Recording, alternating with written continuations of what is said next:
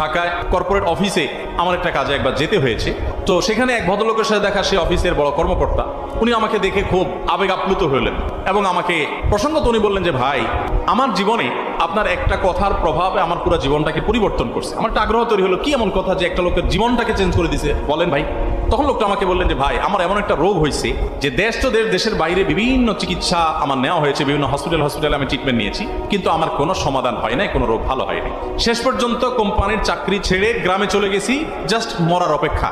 কারণ আমার এ রোগ থেকে মুক্তির কোনো উপায় নাই, কষ্টের কোনো শেষ নাই, যে কোনো মুহূর্তে মৃত্যু আসবে, এটার জন্য অপেক্ষা করছি। এর মধ্যে আপনার এক আলোচনা থেকে তাহাজ্জুদের সময় অসাধ্য সাধন হয়, ভোর রাতের দোয়া অসম্ভব সম্ভব হয়, এটা জানার পর ওই দিন থেকে তাহাজ্জুদ পড়া শুরু করলাম। কয়েকদিন পড়ার পর একদিন তাহাজ্জুদে প্রচুর কান্নাকাটি করলাম, তাহাজ্জুদ পড়ে প্রচুর আল্লাহর কাছে চোখের পানি ফেললাম, সিজদা পড়ে থাকলাম। এরপর তাহাজ্জুদের নামাজ পড়ার পর সকাল থেকে আমার শরীর থেকে সেই রোগ যে উধাও হয়ে